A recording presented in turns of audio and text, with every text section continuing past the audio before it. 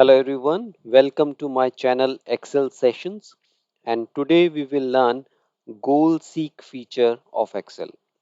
If you know the desired result from a formula but not sure what input value will generate that result, then we use goal seek feature.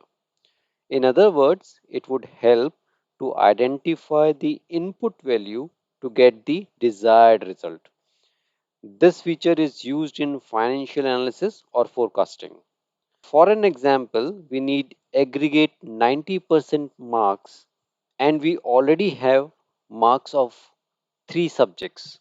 To identify the marks in fourth subject which will give aggregate 90% marks, we have to use goal seek feature. Now here for total marks we have used sum formula, and for aggregate we have used average function.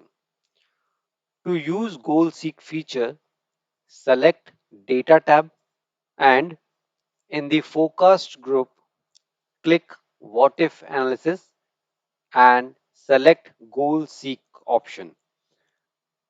In the set cell, select the cell having formula that you want to resolve. So here we want to resolve the aggregate marks. So select B7. In the to value box, enter the result that you want. So in our example, we want 90% aggregate. So enter 90.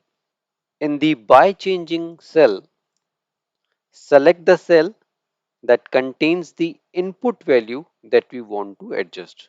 So in this example, this is cell B5. Click OK. Goal seek runs and produces the required result and input value. Here we should get 96 marks in science subject to get 90% aggregate. So in this way you can easily use goal seek feature to identify the input value to get the desired result. If you like the content, press thumbs up and share with your friends and colleagues. Subscribe the channel and press bell icon to get the notification of new videos. Thanks for watching.